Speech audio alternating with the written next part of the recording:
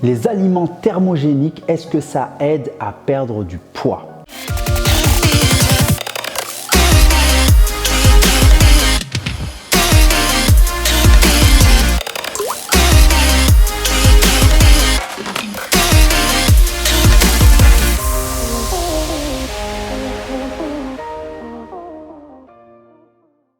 Bonjour, ici Morad Hassani, coach mental et expert en perte de poids durable. Aujourd'hui, nous allons voir est-ce que les aliments thermogéniques nous aident à perdre du poids. Alors, juste avant, pense à t'abonner en cliquant sur le bouton s'abonner. Mets-moi un j'aime pour booster l'algorithme de YouTube afin de diffuser cette vidéo au maximum de personnes.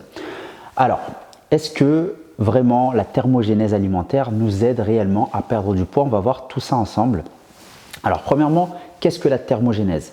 La thermogénèse alimentaire, c'est en fait la consommation d'énergie par le biais de la digestion et l'assimilation des nutriments dans notre organisme. C'est-à-dire que lorsque l'on va s'alimenter, on va digérer, on va assimiler les nutriments et lors de cette digestion et cette assimilation des nutriments, notre corps va produire de la chaleur et de l'énergie. Donc on va consommer de l'énergie à ce moment-là. C'est ce qu'on appelle la thermogénèse alimentaire. Donc, pourquoi en fait ça peut nous aider? Enfin, pourquoi on dit que la thermogénèse peut nous aider à perdre du poids? Tout simplement parce que, comme je le dis à chaque fois, c'est une question, pour perdre du poids et réguler son poids, c'est une question de dépense énergétique et d'apport calorique. Donc, si on se dépense plus que ce que l'on consomme, on perd du poids. C'est la raison pour laquelle la thermogénèse peut nous aider à perdre du poids. Alors, comment et quelles sont les explications à cela? Et comment faire justement pour augmenter cette thermogénèse pour dépenser encore plus de calories?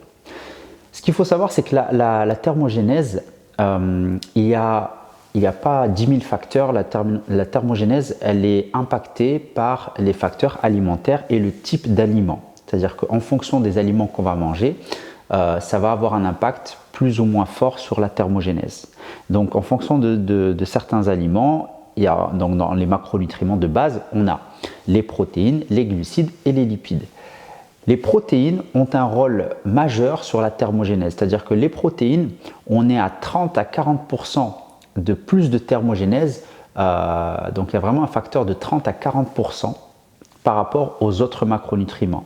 Ensuite, on a les glucides. Les glucides, on est à peu près entre 5 et 8% de thermogénèse. Donc, il y a vraiment une grosse différence. Et les lipides, c'est vraiment très faible. On est à 2 à 3% de thermogénèse. Donc, l'apport en protéines va nous aider justement à créer cette thermogénèse et du coup impacter sur notre métabolisme. Parce que la thermogénèse a un impact aussi sur notre métabolisme de base. Et on sait très bien que si on augmente notre métabolisme de base, ça va nous aider indirectement aussi à dépenser plus d'énergie, plus de calories et nous aider à perdre du poids plus facilement. Donc, l'apport en protéines est important si on veut justement avoir une thermogénèse élevée. Donc, comme on l'a dit, 30 à 40% de thermogénèse est créée par un apport en protéines. Alors, il existe d'autres aliments thermogéniques comme le thé vert, le café. Donc, c'est des aliments, on va dire, stimulants qui vont stimuler en fait et qui vont avoir un impact aussi sur la thermogénèse. Le piment aussi, ça a un impact aussi sur la thermogénèse. Donc, vous avez, je pense, déjà mangé du piment. Donc ça va produire de la chaleur dans notre corps et du coup, ça va aussi impacter la thermogénèse. Alors, faites attention avec le piment. Je ne vous recommande pas de manger du piment pour perdre du poids. Mais l'apport en protéines a une thermogénèse bien plus élevée que le thé vert, que le café et le piment. Donc, la conclusion à ça, c'est que la thermogénèse a un impact réel sur notre dépense énergétique, donc indirectement aussi sur notre poids. Donc ça peut nous aider. Ce qu'il faut savoir aussi, c'est, je l'avais dit dans une précédente vidéo, c'est que le métabolisme de base a 60%, donc 60% de dépense énergétique est créé par notre métabolisme de base.